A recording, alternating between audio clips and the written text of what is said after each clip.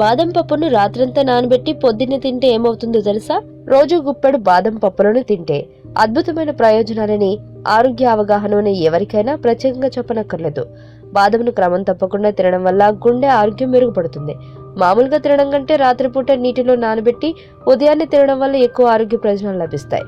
నీటిలో నానబెట్టడం వల్ల అవి మరింత రుచికరంగానూ ఉంటాయి. బాదం పప్పు మీద ఉండే తొక్కలో టానిన్ అనే పదార్థం ఉంటుంది.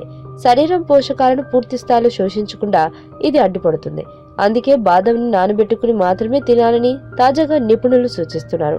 నానబెట్టిన బాదం ప్రయోజనాలను ఇంకా చెప్పాలంటే, బాదం పప్పు ఎక్కువ సేపు నీటిలో నానబెట్టడం వల్ల ఈ తొగ్గ తేలిగ్గా వచ్చేస్తుంది. రోజు బాదం పప్పు తినడం వల్ల వీటిలోని అసంతృప్త కొవ్వులు ఆకలిని తగ్గిస్తాయి. కడుపు నిండిన భావన రావడం వల్ల తేలిగ్గా బరువు తగ్గించుకోవచ్చు.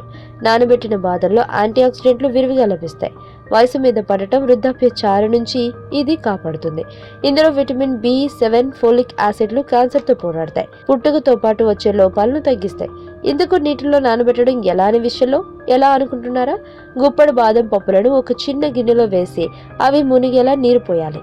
తర్వాత మూత పెట్టి సుమారు 8 గంటలు నాననివ్వాలి. ఆ తర్వాత వాటి తోలు తీసివేయాలి. తోలు తీసాక ప్లాస్టిక్ బాక్సులో ఉంచి మూత పెట్టి 5-6 రోజులు నిల్వ ఉంచాలి.